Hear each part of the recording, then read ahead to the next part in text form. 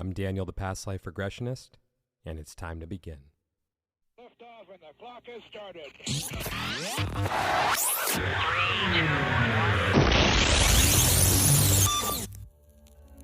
This is Timeless Spirituality.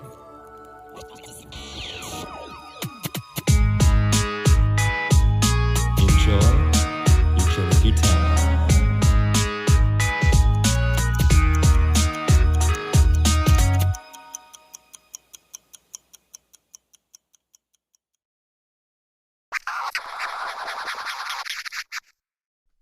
Hey everyone, welcome back to Timeless Spirituality. Let's kick this off with some big news. Timeless Spirituality is now officially a top 10 podcast. That is right, we have charted at number 10 in Italy. So Italy, thank you very much for listening to Timeless Spirituality, and thank you to everyone else all over the world for listening. Yeah, thank you. Yeah, after 5 months, top 10 podcast. I'll take it. All right, next up on the docket, have a workshop coming up on May 7th that I'm co-hosting with my friend Kelsey Faith Wells, and it's going to be a quantum healing and past life regression workshop that's focused on pattern recognition and release. So if you guys would like to join, just go ahead and check it out in the show notes. I'm going to have the link to the event in there, so we'd love to have you there. So before we jump into the meat of this channeling episode, that's right, this episode's going to have some channeling in it. I just want to give a shout out to my buddy Noah out there in Brisbane, Australia. Noah is 12 years old and super interested in past lives, and I just think that that is so cool. So Noah, thank you so much for listening. It really means the world to me, and I hope you enjoy this episode. Towards the end of today's episode, there is a question posed about the nature of time and the possibility of it being broken, whatever that's supposed to mean. And I kind of chimed in a bit. Now, the example I used, I got ahead of myself. There's a much better example that I could have used, so I want to talk about it up front. Now, it may not make complete sense in the context of it just being out of place right now, but it'll all make sense once you get to that part of the episode. So I want to talk about the double slit experiment. We're going to talk a little quantum physics here, so buckle in for a moment.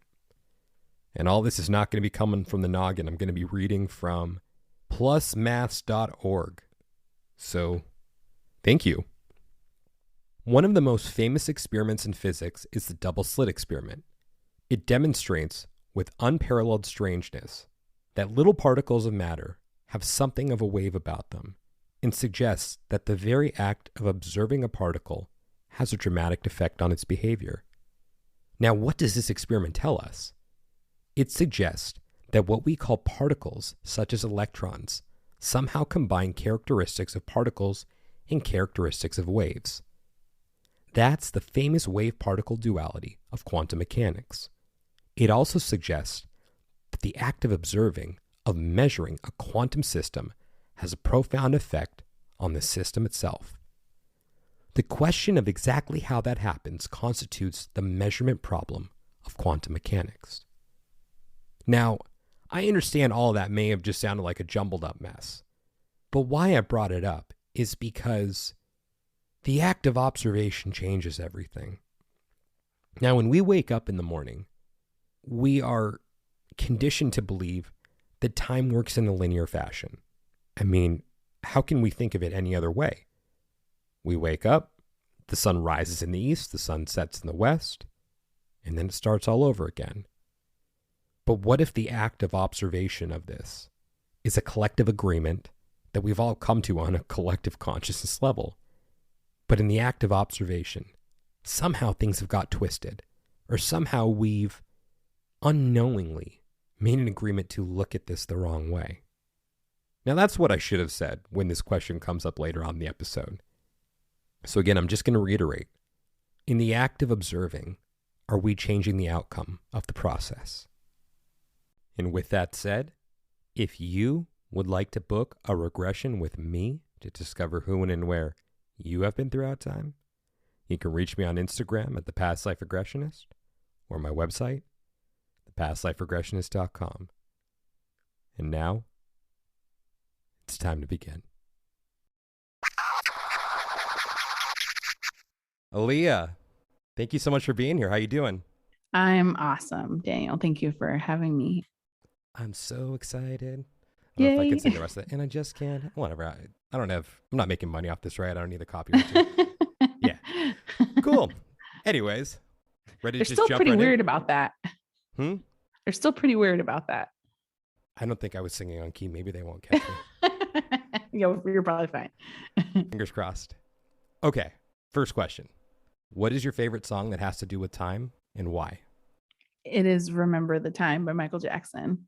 It's actually one of my top 10 favorite songs anyway. And I remember when I was little, like watching that music video with them, all in Egypt and doing the whole thing, like for whatever reason, like that had picked up in me really early on.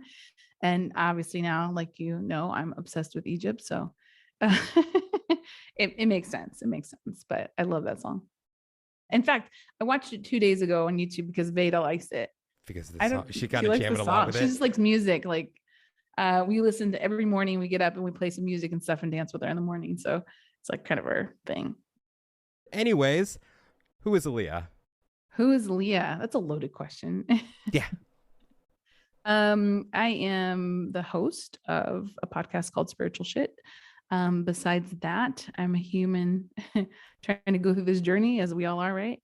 I started my journey just, in a very religious background growing up and having what I would consider spiritual gifts that we all have. I believe that we all have, having interactions with the spirit world in ways that I was unfamiliar with and that I eventually became really scared of because there was no space and room for these types of experiences in my religious context.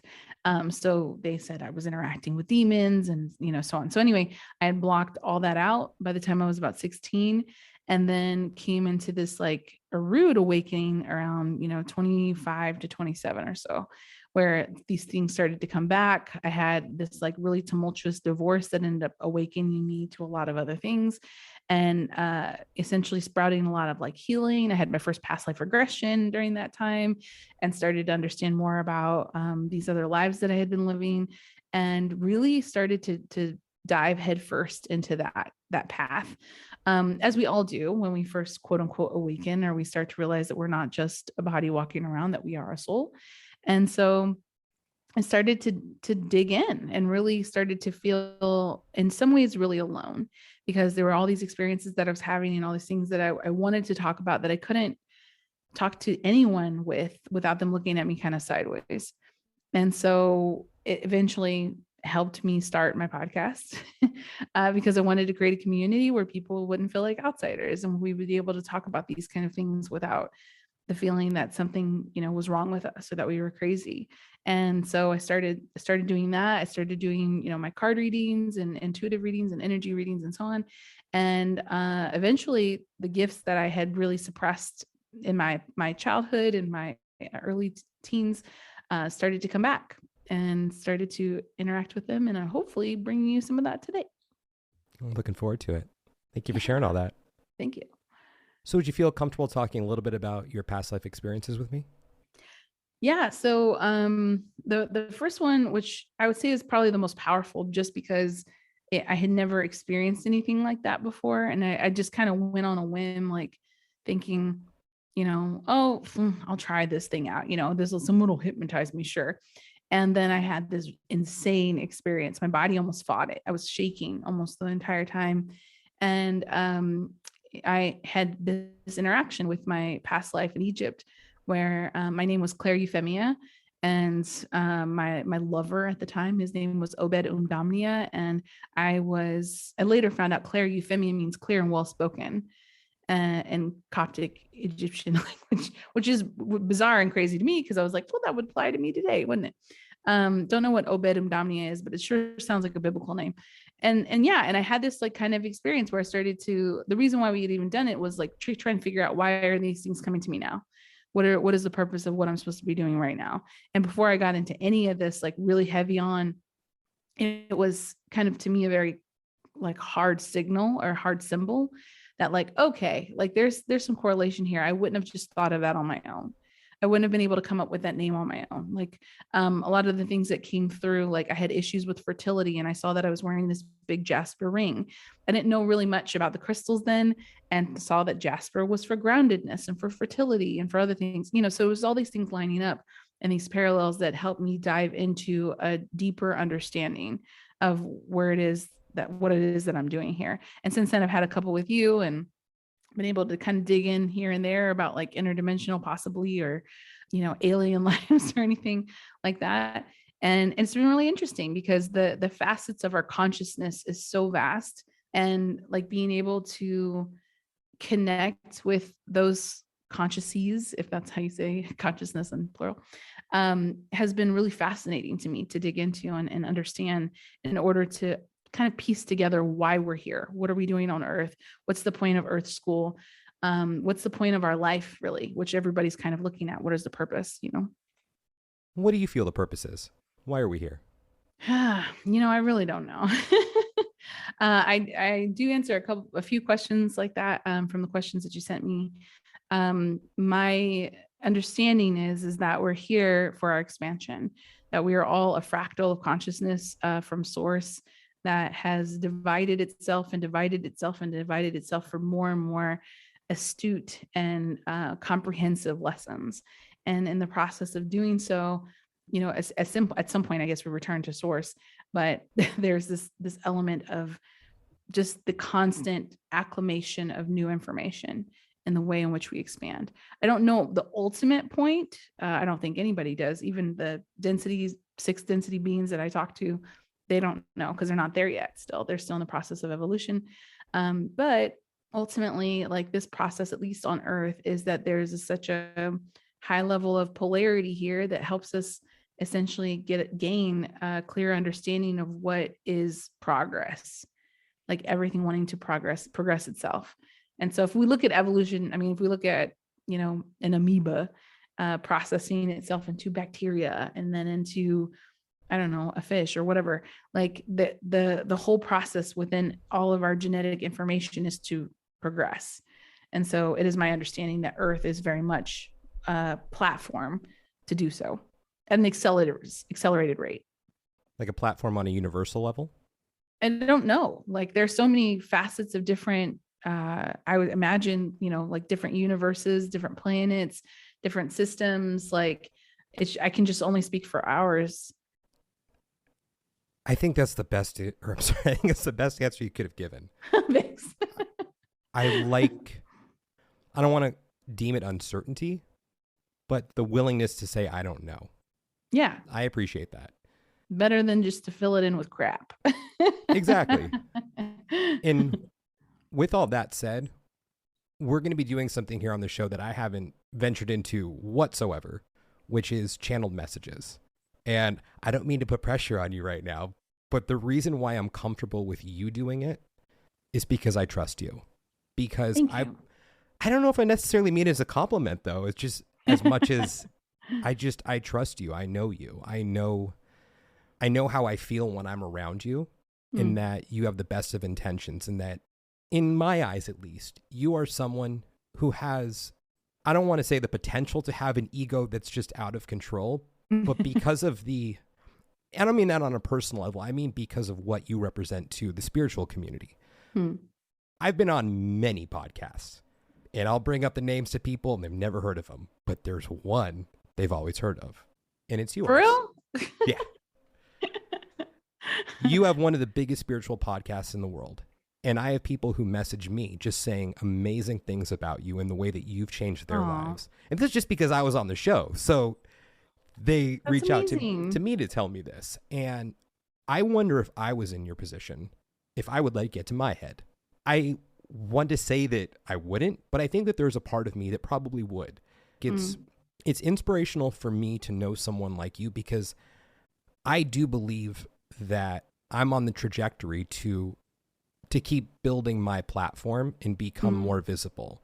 So you are a role model for me in terms of just keeping a level. Are you trying to make me cry? Is it working? No, I am a steel trap. And I've had a reluctance to bring channelers on here or anyone Yeah. who brings channeled messages because I believe that a lot of that comes from ego. And I believe Yeah. that a lot of that comes from absolution and certainty. Mm-hmm. And that presentation of don't you dare question the messages that I'm getting because I'm this vessel, I'm this channel. Listen, like you are preaching to the choir, because I literally have had such a hesitancy and a resistance towards, bringing messages forth in this way, because I don't ultimately want people to look at me as someone, there's so many vulnerable people out there that are just looking for answers. And I don't want to be someone's answer. And I don't want to be someone's guru. And I don't want people, like I really like not to throw shade on other channelers because like, hey, if that's their path, that's their path. But I never could see myself being one that's on stage and being like, okay, let me tap in and like I cringe at that only because I don't want to be perceived that way. And I think I said this before, but like, I don't want that type of accountability, if that makes sense. Mhm. Like that people are hanging on predictive words of someone who says they're talking to someone, and we have no proof of that. Like, and this is why I'm hesitant with it myself, because it's like, I could be talking to a manifestation of my own ego, like very much so. I could be talking to my higher self. I could be talking to your mama. Like, I don't know who I'm talking to. I can only translate what I'm feeling and what the messages that have come through me, I guess, which was what I do anyway on my podcast. Like I sit and talk, and I get on there very often, not knowing what I'm going to talk about. I do it on purpose. Like I sit down and go, I have no theme, no real intention of what I'm going to say. And then somehow 30 minutes later, I have a message. And that's, to put yourself in the flow state for the channel to come through. That everybody does that. LeBron James, like people who play sports or the greatest artists or whatever, once you put yourself in that flow state, you can channel all kinds of amazing things. And nobody sees that as something as spiritual. That is the aspect of our humanity, that we have incredible talent within us to be able to communicate some of the most beautiful things that we've ever seen or done or just experienced and witnessed. And so in that, I want to present channeling as a perspective of someone getting into their flow state of whatever their thing is. For me, it's communication. I was a major communication in college. I'm glad I spent that money and I'm actually using it now. There's just like, I'm a talker. Like that's what I do. And I do it well, I guess. So in that, I feel very much so that there are messages coming through, but there was this moment where, like I wrote a book 3 or 4 years ago about relationships, and I was in like dire like space, like was not the person to be writing this book. Basically, I made every mistake possible, which actually makes me the person that should write that book. But I sat down and I went to Paris, and I thought, I'm most inspired here. I'm going to write a book about relationships while I'm here. And so I went through and did that, knowing that the information and the wisdom that was coming through me wasn't my own. It wasn't something that I witnessed myself. It wasn't something that I experienced and I'd learned for myself. It was someone talking to me, telling me the book I needed to read. And so I have the experience of sitting down, and obviously there are parts of that book that are very much me, but there are other parts that are completely not. And I never told anybody like, hey, there's this voice kind of in my ear telling me that I should write this down, because, people look at you sideways and think that you're ridiculous. But I've come to the space now where, especially after something happened after I had my daughter, Beta. I had a traumatic birth that could have been a near-death experience. And in that space of like, oh my God, like my consciousness just feels like it was on pause. There was this moment of understanding of like, okay, like I need to do what I came here to do. And if I don't, I may miss my chance.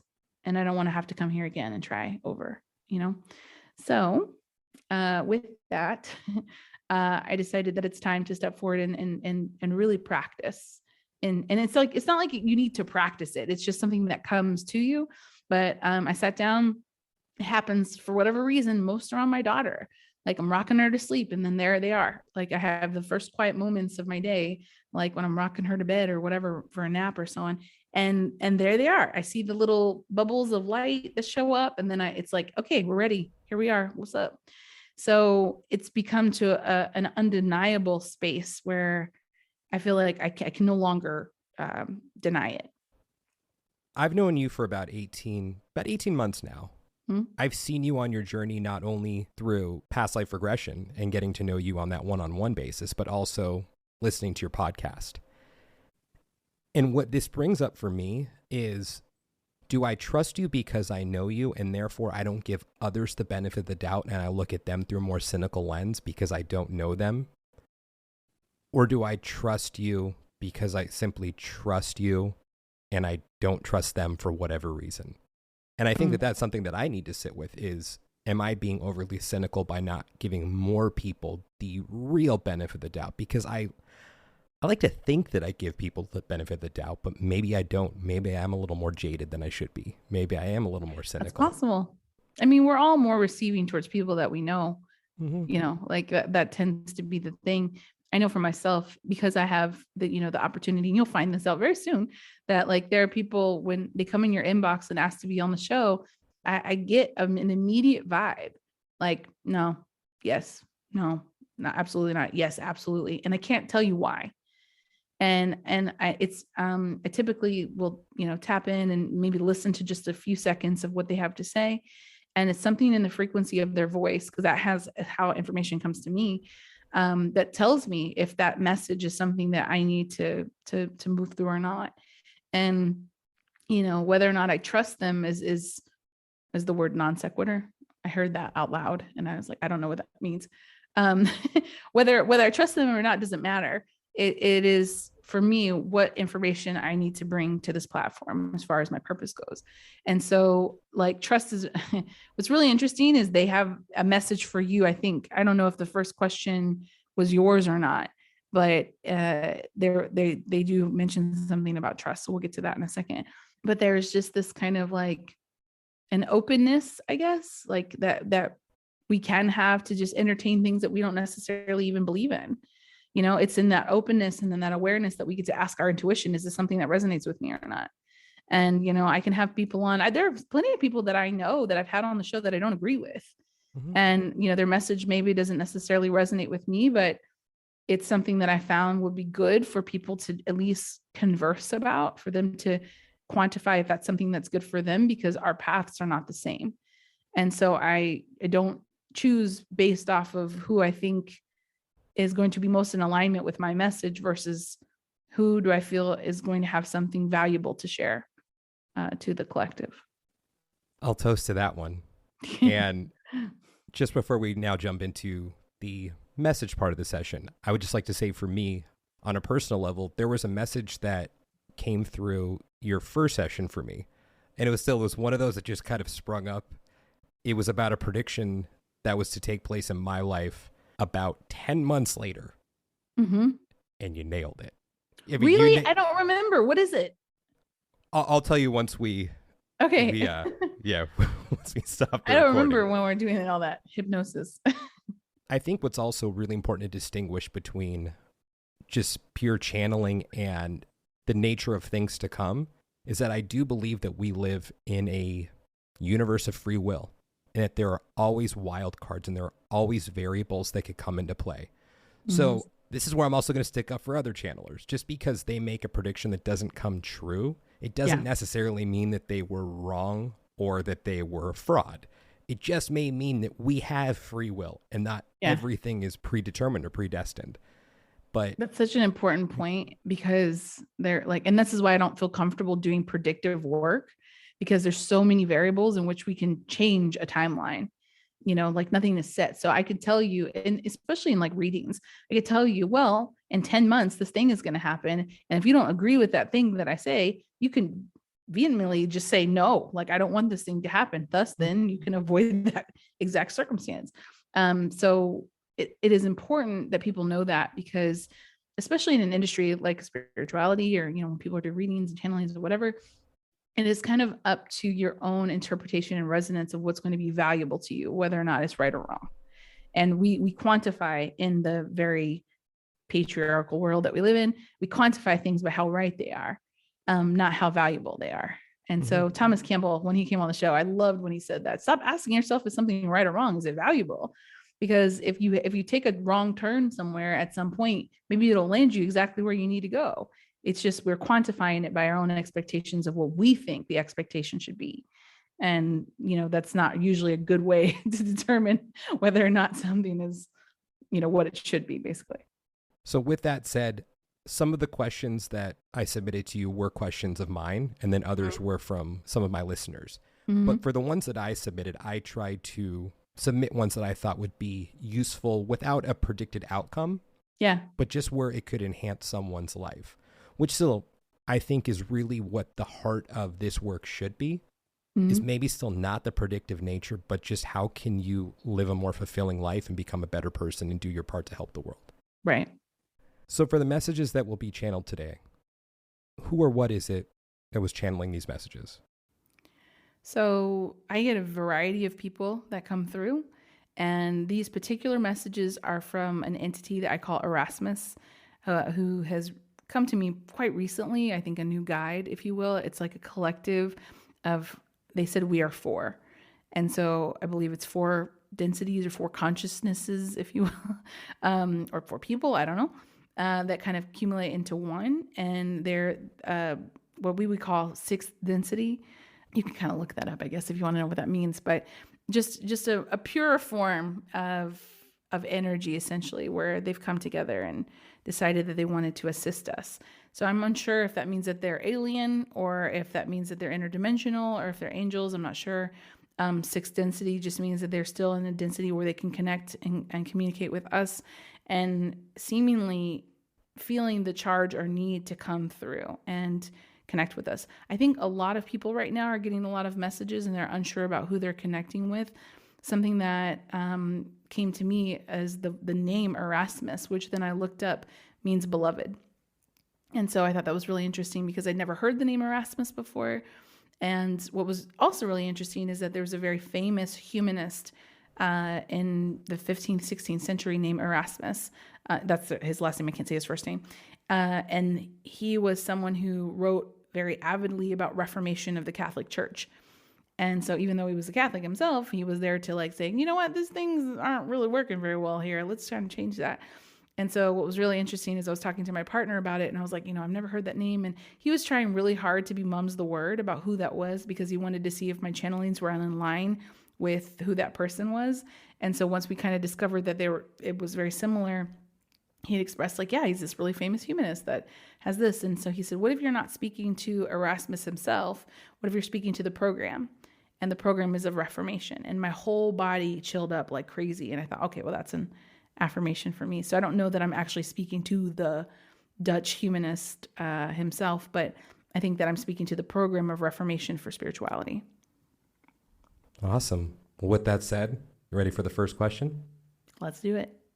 When it comes to individuals, groups, or institutions who present cosmic knowledge or information, how do we know who can be trusted? All right. So I'm just going to read you exactly what I typed out and what was said. So here we go.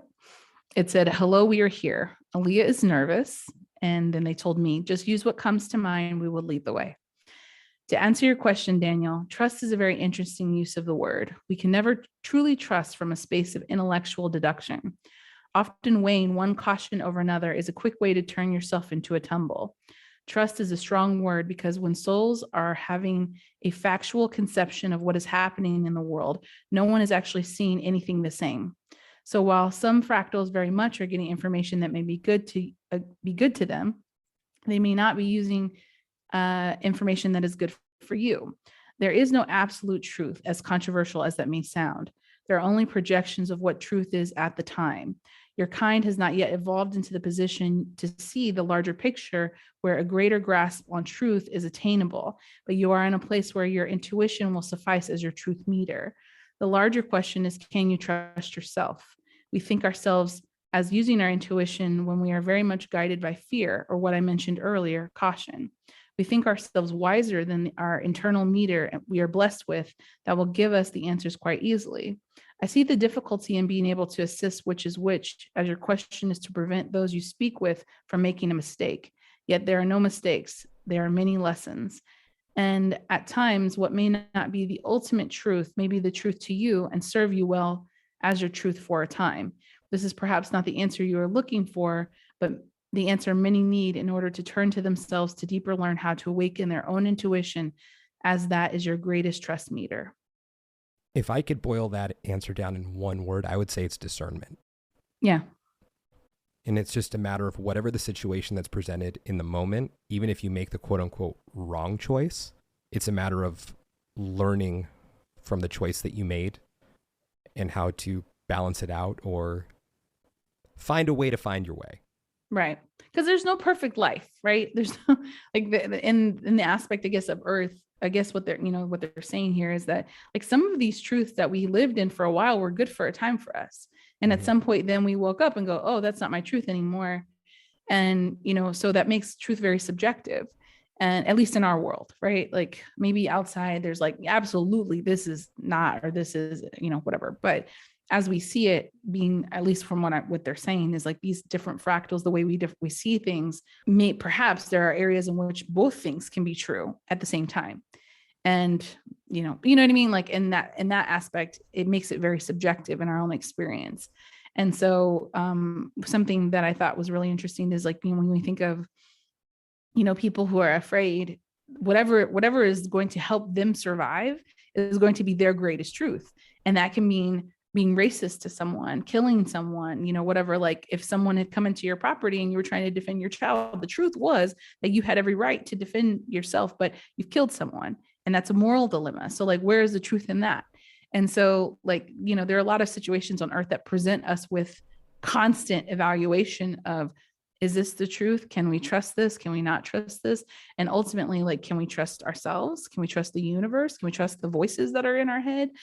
What does that look like? What does that mean? And, it really boils down to like what they said, I guess, is using that internal meter for yourself. Like we don't do that enough. And I think that that's kind of the point. A lot of the messages I've been getting is like, listen to yourself. And we're still looking for someone else to tell us what the truth is. And that's why we have a really hard time discerning, who to trust.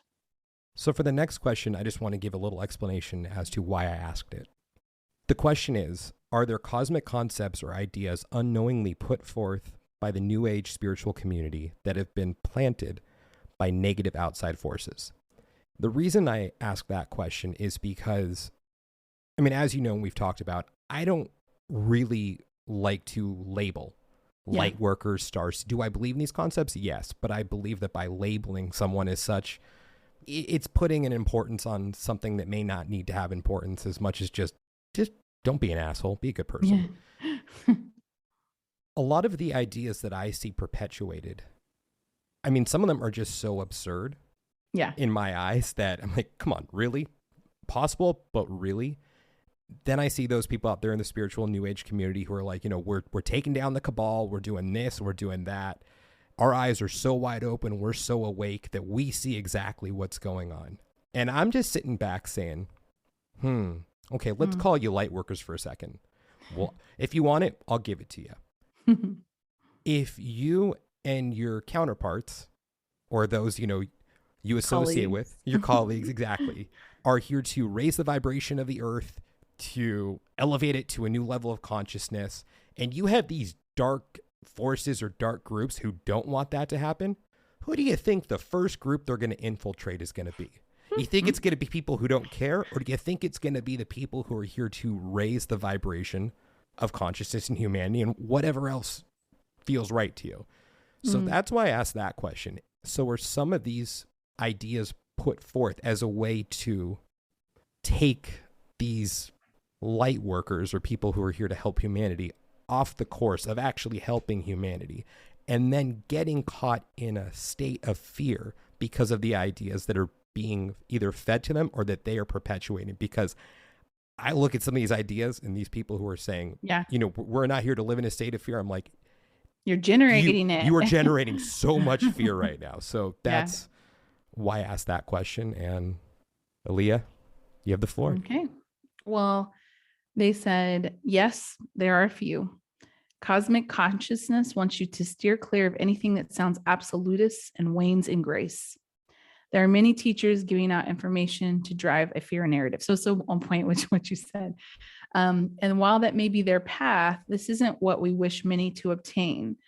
Alea is trying to keep from her own biases arriving in this question, so she's hesitant to answer. Because I was in this moment, I was like, is this me? Because I could feel immediately like what you're talking about. And I was like, I want to make sure that the channel is pure. So I took a break and made sure to like clean it up, clean myself up. And they said, we wish to assure her that this is what we mean to speak and agree with. There's not one action that will prevent you from ascension. It is not possible. No earthly thing is a measure against the progress of your soul. There isn't anything that will keep you from being able to learn more, grow more, ascend more, besides your own consciousness's will to not do so. It has become politicized and fought about who is right and who is wrong, but this is merely a distraction, a hot waste of your time to spend time fearing about. Some wish to come forward as the ones who know the most, and that is their path, but they will learn the same as Alea did when she was in the trappings of religion. Humans often seek for superiority as it was a survival mechanism in their genes to help them progress. Now that you've evolved past the need for that so much, and it is a strong imprint that we want you to elevate yourselves above, using what is presented as hidden knowledge. It causes a strong polarity, and we don't judge this because it helps you awaken yourself and use your intuition again. But there's nothing on earth that will keep you from your destiny outside of you deciding so. Now, what I thought was really interesting about this transmission is that like in our current world, everything that you just kind of said, like people being like, don't get the jab or whatever, and that's going to keep you from ascending to 5D. And I was like, oh my God, that sounds like mark of the beast. Like if you get the mark of the beast, whatever that may be, it's going to keep you from getting into heaven. And it's kind of like a copy and paste of old narratives that we've seen in our old religious backgrounds, old imprints that we've had in our past. And so there's this kind of like program running that it's just guised itself in like, whether it's new age or religion or this or that, that people are just kind of used to. And it's a part of, and some other channelings that I had, they kind of even mentioned it like a defect in our gene, that it's this constant need for progress is important, but there's this progress at all costs kind of thing, where we need to make ourselves feel important over other people. We need to make ourselves feel, superior. This is where racism comes from, obviously, capitalism and so on. So there's this element that ends up happening very often in, I would say, even more so in colonized spaces, where we're taking an idea that we really like and making it our own. But because of the fear of us not really owning that idea, we need to be the gatekeepers, basically. And when we become gatekeepers, we can no longer progress because we're stuck at the gate trying to make sure so-and-so comes in or so-and-so doesn't come in. And so like what I loved what they said about anything that sounds absolutist or wanes grace, because like that is what we're dealing with here. We're looking at a lot of like fear-based narrative, and you can't do this or you can do this or whatever. And it's like that to me, and this is just my opinion, but that to me speaks nothing of the flexibility that I hear about, at least from grace, from the above densities. There's no judgment. They're all chill and like, yeah, whatever you feel like is going to expand your highest good. Like that essence feels more of like, the hippies 70s genre than it does today. And so I guess like, I don't feel like they really answered whether or not there were negative forces that had planted it, but that there is this kind of program that's been running for a long time that we're maybe not recognizing, that it's like a copy and paste, basically. Like we don't want to adhere to an old program. We're trying to elevate beyond that. And so that's kind of my interpretation of what they had said about that. I like it. Thank you for that. Sweet. Next question. How do we mend the polarity that is in our world during this time of division?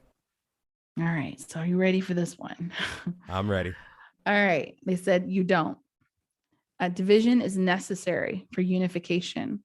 While this is a particularly uncomfortable time for a lot of people, this is what needs to happen in order to affect greater change.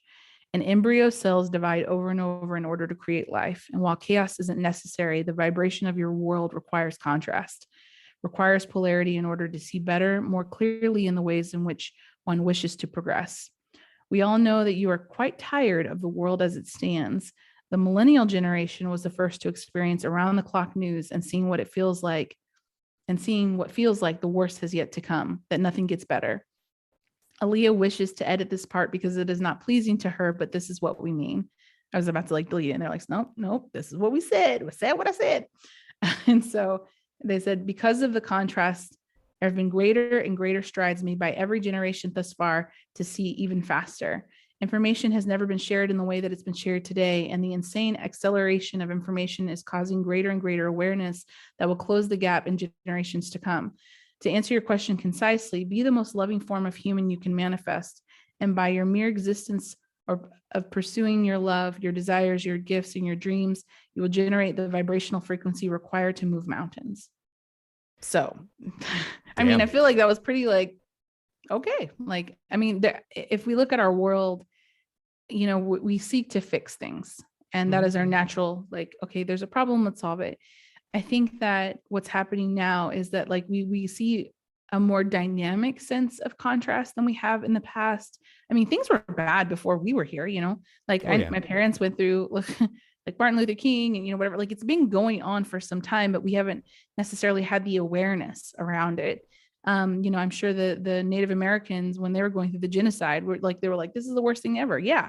Like when the slaves came over, you know, like there's so many terrible things that have happened in our world that on the scale of things, if we can perceive it, maybe worse than what we're going through right now. But we've never had a time where the awareness is constant like this. And I think that I personally think that in this awareness, like it is in our discomfort that we seek to fix things instead of accept them. And so I think that, and if I can interpret for them, is like the acceptance of this time. We came here for this, like that's my belief. We came here for this time to talk, to have these conversations, to open this awareness, to upgrade ourselves past these past programs or software, whatever, however you want to position that, and to come into a place of love, to come into a place of grace, to come into a place of acceptance in order to further evolve ourselves in a place where we're not just kind of like these shells walking around. I have to go to my 9 to 5. I got to tap in, tap out, you know, like we're starting to really explore what it looks like to, you know, manifest things on a dime. Look at the magic that we hold as humans, that we start to understand that we're more special. Like it's like the first wave of new age is like, look, I'm a starseed. Look, I was an alien. Look, I did this, you know, and it's like part of it, you know, it's like when we looked at The Secret and it's like, oh, look, I can manifest things with my mind. And it's like, that's part of it. It's not the whole story. And we had to start there in order to get people to look at it or accept it in one way or another. It was more attractive to be the shiny thing. And then we start to evolve on that process. We start to realize and recognize, well, I'm not necessarily a starseed that came from this planet. I am a collective consciousness that can remember, you know, those experiences, or, you know, maybe I did come from a planet, I don't know, but I don't remember it. I'm a human now.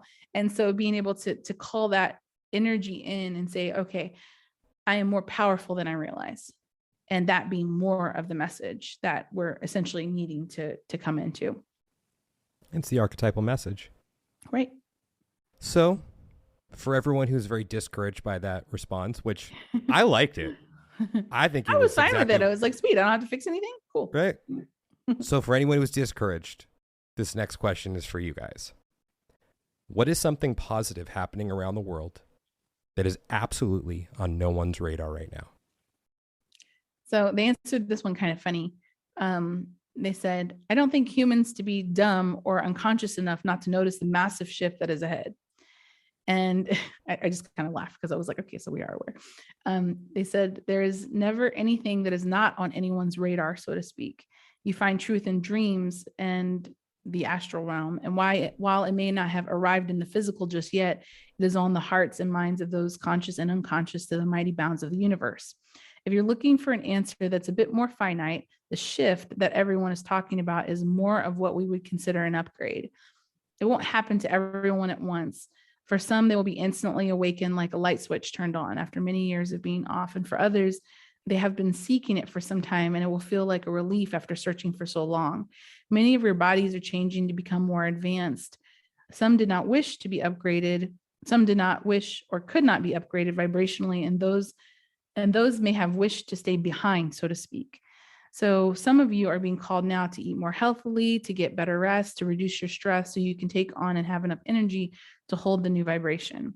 This is nothing new, though. People have been talking about this since the 70s in your time. And it is positive in the sense that things will be easier for you to know. All of this confusion that you wrestle with often will start to shift into something of the past. Watch the new incoming souls that will not struggle with the same things you have struggled with. You are helping usher in a greater earth. Cool. Yeah. And I thought it was interesting because I was like, well, is there anything like, I would love a surprise. Like it would be nice to hear about. But for the most part, like that channeling actually went a bit longer. And I was just really tired. I started to get really tired after writing, it's coming through me, I guess. But anyway, there's just this kind of understanding and a feeling that we know what's up. Like we know that something's coming and we kind of feel it. We don't know how it's going to happen. I don't think they can really explain that either, just because like for things that could appear scary or, whatever, that's actually for our good. We can't interpret that yet. And it's kind of like a child where you're like, oh, your dog is on a farm now. Like we're not going to see him anymore. Whatever, like it may be perceived as something negative for the child, but at some point we're going to find out the truth. We're going to know like what was the change, essentially. Not like they're lying to us either, but it's just like, humans perception or, get depth perception of what's actually happening in the world. A lot of people with me perceive those changes as fear, and that's not their game. I believe that ultimately it's something that resides beyond our comprehension at this time, Mm-hmm. or maybe forever. Right. Maybe humans just aren't capable of perceiving.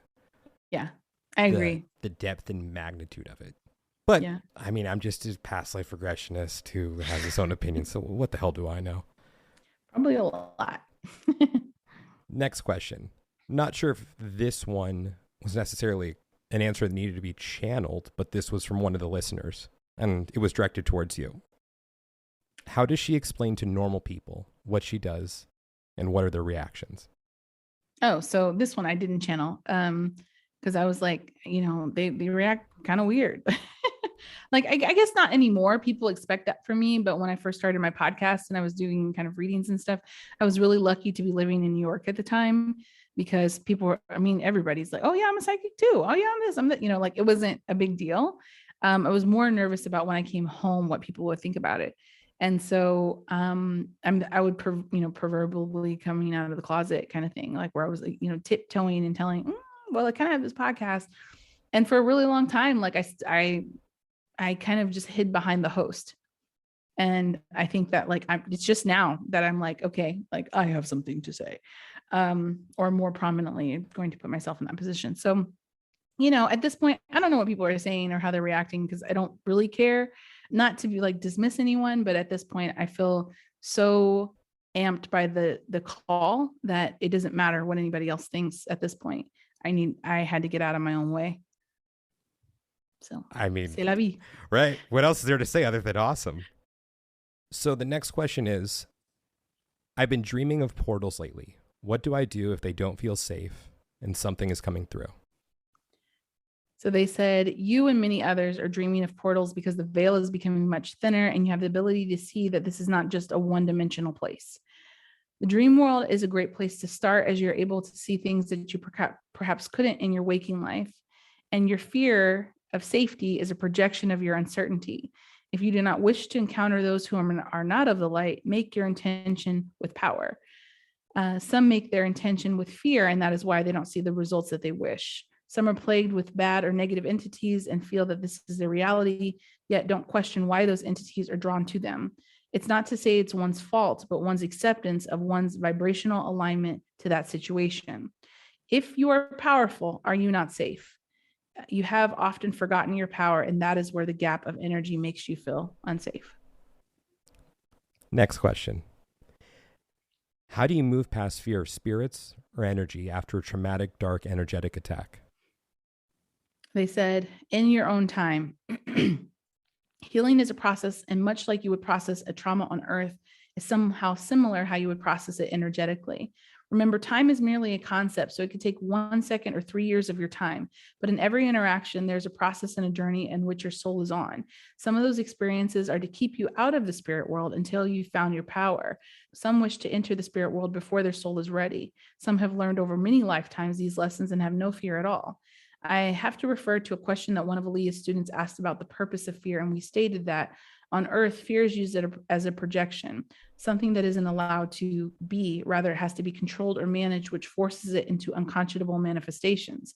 Fear run rampant is also bad, but the prior is the one that is more prevalent in your race. Fear serves a good purpose as well. It helps you learn. Imagine a child with no sense of touch or pain, unable to know when something burns or when it's been cut. The child would die without constant supervision, as it would fear nothing and supersede its own mortality. But a child in constant fear would not be allowed to live or learn. Fear is a healthy mechanism biologically to protect us, but humans think themselves smarter than their own bodies. So fear has manifested beyond its intuition into the logical mind that creates far more pain than was ever intended. Men fight wars for fears. Your health declines for fears. Your fortunes are spent on fears. Fears can help us know what is coming, but anxiety is not fear. Anxiety is lack of control and trying to manage what we're afraid of. Anxiety is a biological subset of real fear, the fear of not being able to control something. Fear is not what needs to be overcome. It is to control the future is the real problem. The fear you won't be able to control the circumstances is what makes it more difficult to move past. Let go of the control and fear will naturally begin to subside. Damn, that's poetry right there. They have a way. Next question. When we pass away, do we live another life as ourselves, or is it not us consciously? I loved this question. This question was really hard to answer because they were giving me so much information at the same time. And I was like, I cannot compute. So this is what I gathered from that. And it says, this is a long answer we'll try to keep short. The understanding of the afterlife is something that even we grapple with as we are sixth density. We are one form speaking to you with many consciousnesses we have obtained from many lifetimes / programs coming together to assist you on your planet and journey. The best way we can make sense of this is that in the fractal of your soul, there is a light that is always the manifestation of you. But as you see it now, humans want to individuate so much. I am me and you are you in perception. You can live many lifetimes as you, and they capitalize that, but not as you when you were Bob or Jane. I just filled in some names there. You can be spliced into two or more humans or combined into one. And this is not as common, but your consciousness is merely a fractal of the common computer, if that makes better sense. So even today, as you live, do you see how many people identify with being burned at the stake in their past life? While they may have not experienced that as that person's consciousness had an experience that was valuable to the collective learning and was applied to many souls in this incarnation. So perhaps you are a fractal of that consciousness in order to upgrade that experience to something better in your world, so it's something the collective can overcome. The more evolved you become, the less individuated your consciousness lives. This is how the species accelerates. Let it be known that if you do not wish to reincarnate or combine or ascend, you do not have to. This is a common desire, but some souls wait for other souls and make plans with those they love. There are so many experiences to be had. This is why this makes for such a complex question for humanity to be able to perceive. And there was one more question that was submitted, and I don't believe you answered it, so I'm just going to go ahead and answer it. And I think you can jump into the question was, Are we humans magic? Yes. Yes. Yes. Yes. I think that's why I didn't answer it, because I was like, oh, hell yeah. And that's almost kind of how they answered it. It was just like, well, of course, sorry. So actually, I will tell you this. What happens a lot of times is they ask a question with a question, or ask a question, they ask a question. What is your concept of magic? Is it something that is, mysterious and mystical? Everything is magic until we have a greater understanding of what that actually means. And so I guess their inclination of like, are we magic? Meaning that, do we have power? Do we have the ability to change our circumstances? Can we be, teleport or what? I don't know. In a lot of ways, yes, like we can. It's just like us being able to believe that we have the power to do so that keeps us from actually doing so. Cool. Well, thank you for answering all of those and for answering the listener questions. But I believe we have one more. And this was a question that I submitted. And I felt comfortable asking this question. I hope this doesn't tear you up, but it's because you inspired me to step outside of my comfort zone, because Yay.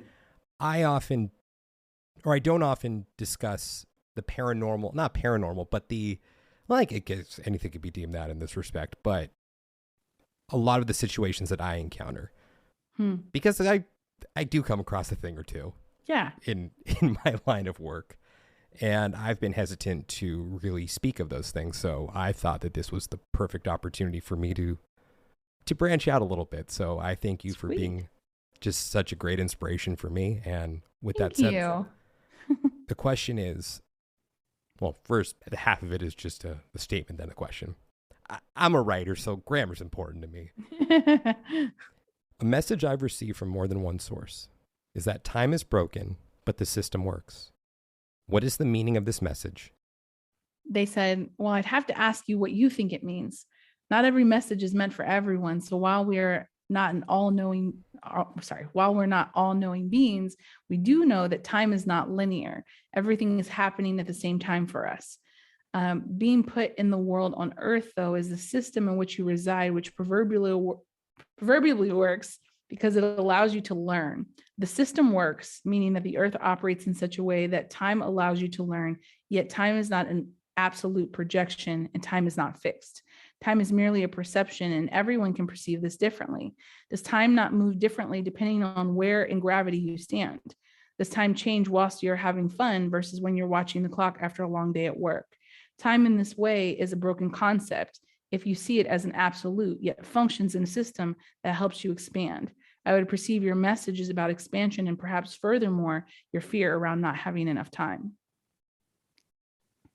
Well, I'm definitely going to have to sit with that one for a while. But here's my perception of that. And then I'm definitely interested in getting your take. Yeah. My favorite book is called The Timekeeper. It's by Mitch Albom. Mm-hmm. And the book is about a character he deems by the name of Father Time. I believe it's Father Time. And Father Time was responsible for keeping time because he was the first person. Also, just to make it clear, this was a fictional story. That he was the first person to keep track of time by marking.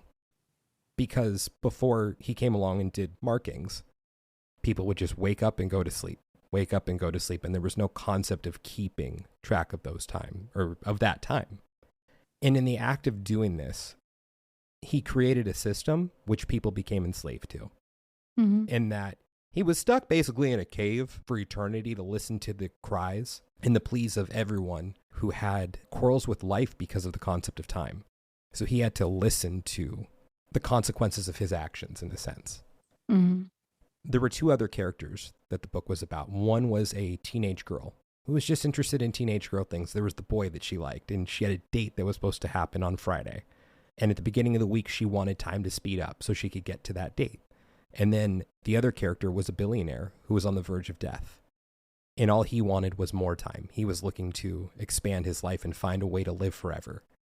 So it was this concept of time that was created that we became slaves to. What I believe the statement means is that I believe in the holographic universe theory, which, of course, we could do a whole series of episodes based off of that one. So I'm going to say everyone should come check out all of your episodes, but the Tom Campbell ones. Yeah. So if you want more in depth on that, check out Tom Campbell. Well, Tom Campbell and the episode that he did with Leah. Yeah, he's awesome. So I do believe in the holographic universe theory, and that I don't believe that we are a virtual reality per se in the way that we perceive it, but I believe that there is a system that was built, and I'm going to say the Matrix. Yeah. I mean, I hesitate to use that word also because I believe that people have a perception of what that word means. So it's like even with holographic universe, Neo. I'm like, I don't know about a virtual reality, but I believe that there's a system where we are players in a sense. Yeah. And growing on a soul level. Now, this system, I believe it was created by a higher power, whatever that higher power may be. But I also can't rule out the possibility that, look, with the Big Bang, you have to wonder, if the chicken came before the egg or the egg came before the chicken. So was there something before the Big Bang? So I'm also going to say I can't completely rule out the possibility that the Big Bang was a natural phenomenon that really just came out of nowhere, and that this universe really just grew upon nothing, and that a system naturally evolved on its own. And I believe in astrology, so saying that astrology naturally evolved on its own, that there wasn't any guiding hand, and that humans naturally evolved on their own, just as every other species that I believe exists. And then somehow we ended up in this position where we're paying taxes. Like, that's not great. Yeah. How did we go from like evolving into like human beings into like this slave system, you know? Exactly. And well, with systems, but still, I'm going to go to the side of I believe that there was a higher power involved, some kind of creator. Mm-hmm. But I believe that systems can be corrupted. Yeah. And I believe that time is a construct that we all agree upon, just as we're recording this here in March of 2020. And what was it, just almost 2 weeks ago when we set our clocks forward because we all agreed to set it forward? 2022. What I said, 2020? Yeah. See, times, we went back in time. I mean, I guess you could say that that I was jumping through time portals there. I'm not saying that, but some people would. No, I simply didn't say 2022. Nothing else to it. I mixed up my numbers there. Okay, so yeah, March of 2022. And that almost 2 weeks ago, we collectively agreed in the United States to set our clocks forward by an hour. Yeah, and then didn't they make a judgment or something? They said we're not doing daylight savings anymore. Well, I think it's that we're going to stay with daylight savings time starting next year. So I think we're going to make 2 more changes because we're going to do standard time again in the fall, and then 1 more shift too. I think that's what it is. Don't quote me on that one. Who knows? But you're right. Like we all agreed collectively that this is what time it is. Right. And what I believe that time is broken really means is that there is something that has poisoned the system, whether it's a glitch in the system, something nefarious, or something that just broke on its own, whatever that may be. And that the system is still in place to work. Like when I was on your show, you brought up a concept, which is one I don't think either of us signed on for. I think we were both in agreement. I'm going to preface it by saying I don't think either of us really agree with this concept, which is that the Anunnaki, which is supposedly a collective of alien beings who are in control of our planet. Look, do I believe that's possible? I believe it's a possibility. Do I fully sign on for it? No, not necessarily. But the concept that you put forward is that they're in control of the reincarnation cycle. That's something I heard. Right, yeah. Who knows? Yeah. Which was something that I think we both agreed is, I don't think either of us are necessarily on board with it. But even if that's the case, what I believe that refers to is that time is broken. Again, I'm using this as an example. I do not agree with it. But that if they were in control of the reincarnation cycle, reincarnation has to do with time and the concept of time in a sense. Yeah. Because it's jumping around in time. So that would imply that if they somehow gain control over this system, that they broke it to what it was meant to be, whatever that is, and to shift it to their own will to benefit them. But even if they're in charge of the reincarnation cycle, there's a system in place that is still working for us to grow as souls and grow as individuals and to go on this journey as a soul to learn. That still works. So our perception may have shifted, but the system of growth is still in place. Now, again, I just need to reiterate, I don't align with that concept, just using that as an example, but I believe what it means is that there is something is off, but we are not a slave to that entirely. Now, of course, is there oppression on Earth? You're goddamn right there is. Has there been oppression throughout time? Yes. Do I believe in personal accountability? Yeah, to a certain extent, but not when there are systems in place that oppress. I don't think that those two go hand in hand because there are systems of oppression in place. So I just need to make clear that's not what I'm saying. But that there are still ways for us to grow, even if this thing is broken. The system still works because what I see being perpetuated out there is that they are in control and therefore we are not. We have no control over our lives. And they is whoever they say they are. Yeah. But that we have no control, which I don't sign on for at all. I believe what's really interesting about that. Sorry, can I? One last quick thought is that the world could have a bunch of chaos going on around it or around us. And it's real. The chaos is real. perception that chaos is real because it's happening. Yeah. But we still have an opportunity to grow as individuals because that system still works. Yeah. And what I'll add to that is that, I have no firm idea of like what this is, what we're doing or what, I can get these messages, but I don't know for sure. And what's really interesting is you said, I don't know what it was meant to be and versus like what could have been, corrupted. And I found that really interesting because I was like, what if the system that was created was the corrupt one? And, we somehow are being born into this area of like saying we would like to change this because, the quote unquote, bad guys are have been winning for a long time. And now it's our turn, I don't know. But if this doesn't matter, origin, Genesis doesn't really matter at the same, what you said is that like we can still grow in the system. And I think that's true if we remember that we're still powerful. And the idea of control is really interesting because a lot of people equate control to power. If you have the control, you have the power. And to some degree, on a very physical level, maybe, but you don't have control over my mind. You don't have control over me in my dreamscape. You don't have control over me in the astral realms or any other places. And if we understood that a lot of our power resides internally, like emotionally, what we give our energy to, the way in which we connect with others, telepathically, whatever, that we hold so much more than we think we do. And I'm never going to be one who's being like, the media is coming after you and they're trying to blah, blah, blah. But there are truths to that where there is a lot of fear narrative because it sells, because it's popular, because it gets good ratings, because it makes money. Do I think that there's some just, like mysterious cabal sitting in some, underground thing, kind of venerating the idea of like, this is how we're going to trick the masses? I don't think so.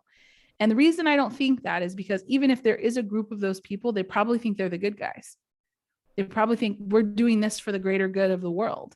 And this is why truth is not absolute for a lot of people, because like we can look on one side and go, those idiots, why do they think that, and then the other side being like, how can they not see?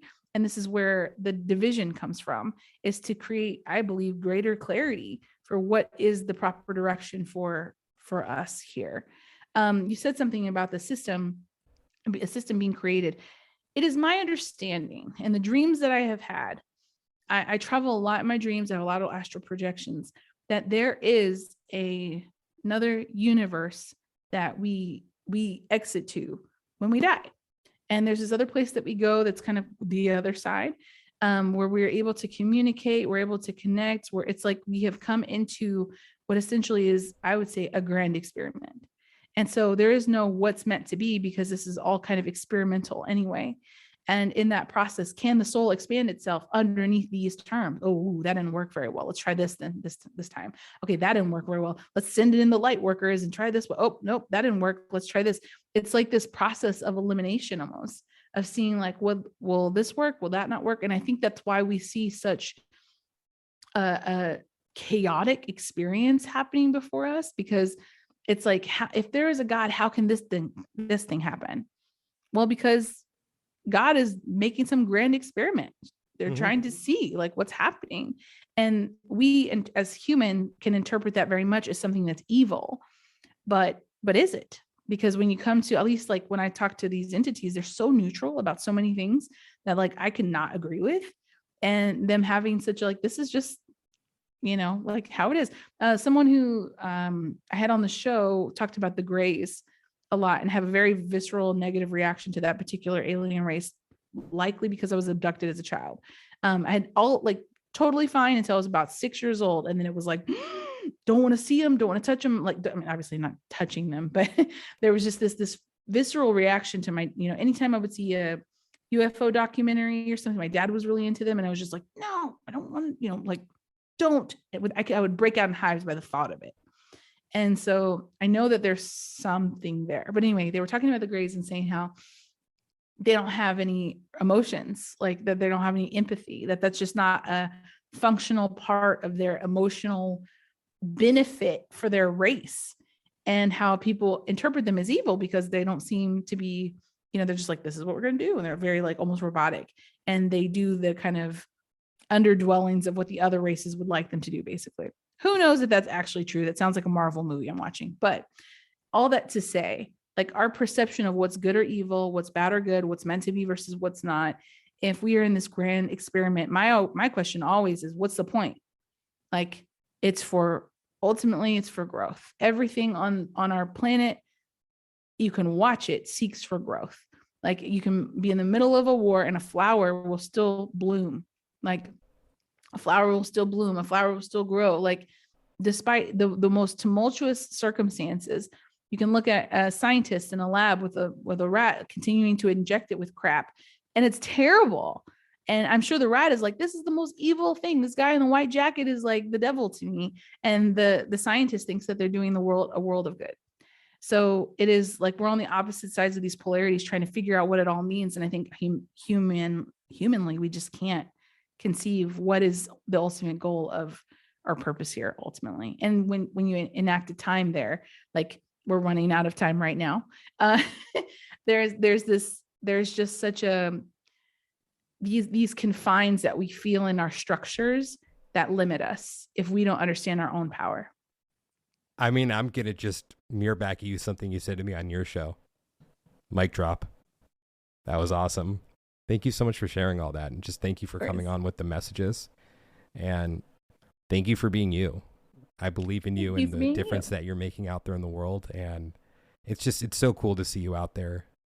Thank you. Changing things, because I'm trying. I believe you're doing well.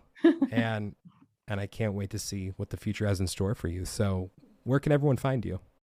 You can find me at thelovelylea.com, and then all my handles are /thelovelylea. You can also join my mystery school, which is our little mystic community that we have where we all talk every day and get together and have little meetings about our gifts and discuss things that are all things mystical. And you can find that at patreon.com/thelovelylea. Fellow time travelers, your journey through time awaits you. Just want to thank you guys so much for listening to today's episode. And if you're interested in discovering who, when, and where you have been throughout time, and you'd like to book a session with me, just go ahead and send me a message on Instagram at The Past Life Regressionist, or you can reach me through my website, yourpastliferegressionist.com.